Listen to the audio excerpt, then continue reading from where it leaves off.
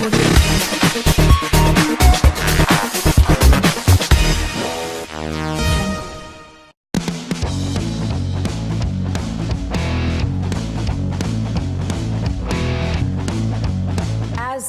as it's going to sound, उसे प्यार से लोग परी कहते हैं, but and she is that sweet. Of course, we are talking about Diwali पर release.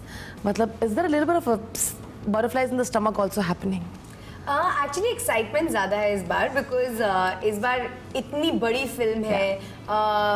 यहाँ पर एक्सपेक्टेशंस, यहाँ पर होप्स बहुत ही अलग हैं. हमेशा आप फिल्म से चाहते हैं कि बस फिल्म बहुत अच्छा करे एंड हम हमारी तारीफ हो, हमें लव मिले. बट गोलमाल के साथ ये एक्सपेक्टेशन है कि it should blast the whole country.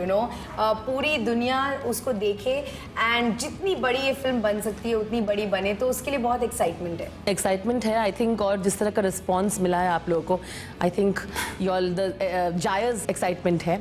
गाने तो I mean obviously the people have been sort of already declaring, you can already hear it, when you hear it in festivals, it's a sure hit, it's a hit, right? yeah. और वो हुआ था obviously. लेकिन मुझे ये जानना है कि when you signed Golmaal again, because of इतना बड़ा एक franchisee है and you're putting your name also associated with it, was there any moment where you were sort of skeptical कि I hope it has to only go bigger? I know Ajay keeps joking कि हम तो इसको बोलेंगे अगर कुछ गड़बड़ हुआ तो, but He said that? But as a joke, he never meant it. You know that. Of course. Yeah. नहीं, बिल्कुल यही होप थी कि जो 1, 2 and 3 गोलमाल ने किया है उससे बस बड़ा ही हो, क्योंकि ये फिल्म उससे बड़ी है. जो सर ने बनाई है, रोहित सर ने, जिस तरह की कहानी है, जिस तरह के VFX यूज हुए हैं, जिस तरह का हॉरर एलिमेंट है, सब कुछ एक स्टेप अहेड है.